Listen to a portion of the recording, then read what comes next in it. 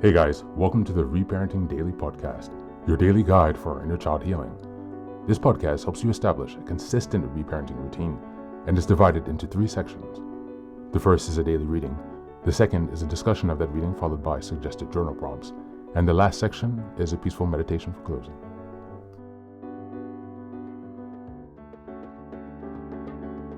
Good morning, good afternoon, and good evening from whenever and wherever you're joining us. I'm so glad that you're here as we continue on this journey of self-expansion and growth. If this is your first time, welcome. Now, before we dive in, I have a few quick reminders. Please like, share, and subscribe to this podcast on Apple Podcasts, Spotify, and YouTube. Your support here helps us spread the word, allowing us to continue to grow this community. Next, I'd like to introduce our Patreon group, where we have 3 weekly meetings. On Sundays, we have a meditation meeting. On Tuesdays, we have book club meeting. And on Thursdays, we have open topic discussions. These meetings take place at 6 p.m. CEST, so Amsterdam, Paris time. For my next announcement, I'd also like to introduce the Reparenting Daily journal, which you can find on Amazon. This journal follows along with the podcast, so each weekly and monthly themes are reflected in the journal. It provides space for you to keep your notes with plenty of extra resources on each topic that we discuss. It's an excellent tool, and if you purchase it, you can join our weekly meetings for free. Just send me an email and we'll get you linked in. For the last announcement, I'd like to introduce one of my most meaningful creative projects, a 3-volume series entitled Fairy Tales for Reparenting. Now, you might be wondering, why fairy tales? Aren't those just for kids? But through my personal healing journey and in studying the work of Carl Jung, Marie-Louise von Franz, and other spiritual and psychological traditions, I've come to see fairy tales as powerful symbolic maps for transformation. They carry deep, timeless wisdom, especially for those of us doing the hard work of reparenting ourselves. The series follows the structure of the hero's journey. Volume 1 explores the wounded child, stories of loss, betrayal, and innocence. Volume 3 is about the trials of endurance, cunning, and self-discovery. And Volume 3 is the return, stories of transformation, power, and wholeness. Each story is followed by journal prompts and space to reflect on how each story connects to your own inner healing journey. These are not just tales, they're tools. They're an invitation to connect with the part of you that still believes in magic and possibility and healing. You'll find both familiar classic and lesser-known stories from cultures around the world, offering you fresh insights and inspiration on your path. All 3 volumes are now available on Amazon. Your support means so much to me, not just for this project, but for the larger mission of helping myself and others reconnect inwardly. Reparenting is like nurturing a bonsai tree. It's not fast, it's not flashy, but with care, patience, and consistency, it will transform you. Thanks so much for being here and for supporting this work, and also for committing on your personal journey of self-expansion. Now, without further ado, let's dive into today's practice. Today's reading is from The Tao of Fully Feeling by Pete Walker. Just as a reminder, we're in August, and the theme this month is Healing the Inner Child. We're in week 1, which is August 1st to the 7th. And the theme for this week is cultivating or connecting with your inner child. Just don't forget the reminder about the fairy tales for reparenting. Still working on editing that, so I'll give you the heads up when that's clear. On with the reading. We're reading, it's page 231 on a PDF, and the section is called Reparenting Begins with Forgiving the Inner Child. Sometimes it seems outlandish to me that we need to forgive the children in us who were so innocent and undeserving of blame. What a cruel irony that we need to forgive the blameless. Yet we must let our inner children know that we forgive them because, like our parents, we have been blaming since time immemorial. Real forgiveness, as we will see in chapter 13, begins with the self. Forgiving our inner children is a powerful avenue into self-forgiveness. In the words of self-esteem guru Nathaniel Branden, when we learn to forgive the child we once were for what he or she didn't know, or couldn't do, or could not cope with, or felt, or didn't feel, we understand and accept that child was struggling to survive the best way he or she could.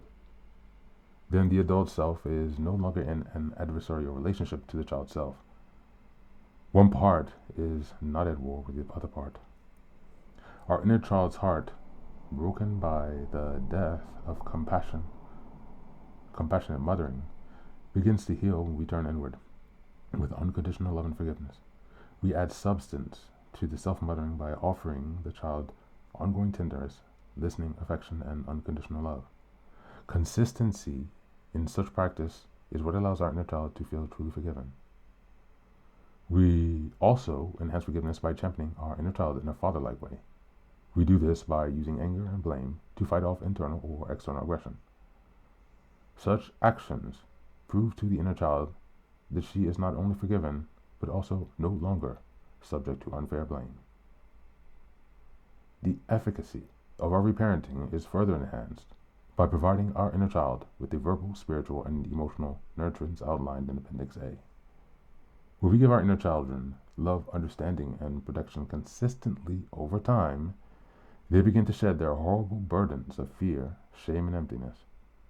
As we become more successful in resisting the shaming and terrorizing attacks of our internalized critical parent, our inner children begin to feel safe enough to come forth in all their vital wonder and beauty. Normal qualities of human existence like joy, peacefulness, friendliness, spontaneity, and playfulness naturally begin to reemerge as we master the practice of reparenting.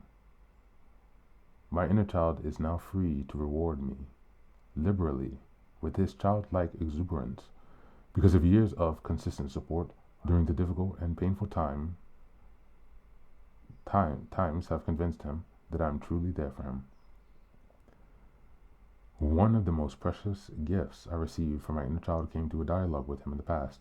His vivid recollections of the joyousness of time spent in nature and in playing sports inspired me to re-elevate these godsends of my youth into higher priorities in my life. Nathaniel Brandon testifies to the ability of this type of experience. Recognized, accepted, embraced, and thereby integrated, a child's self can be a magnificent resource that enriches our lives with its potential for spontaneity, playfulness, and imaginativeness. Thank you, and that's the reading for today.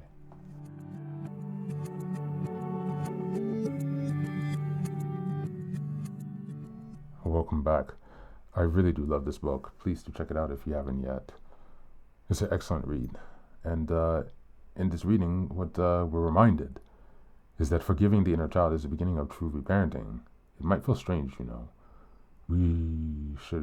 why should we forgive someone who is so innocent? But many of us unknowingly carry frustration, shame, or resentment towards our younger selves for not being stronger, for messing things up, or not having had been parented, which is all not our fault. As Nathaniel Brandon says, real healing begins when we acknowledge that our inner child did the best they could with the knowledge, safety, and resources they had. The act of inner forgiveness restores the bridge between who we were and who we are. When we forgive the inner child, we stop being in an adversarial relationship with ourselves. We allow tenderness back into the places once held by judgment.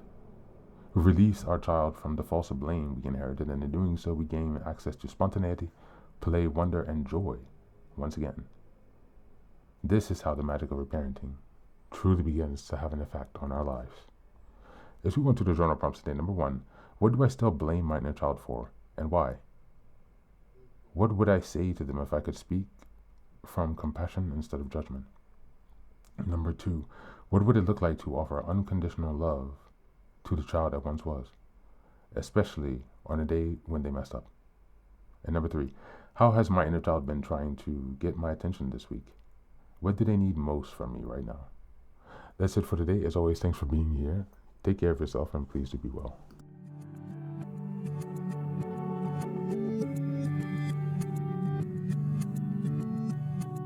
Welcome back.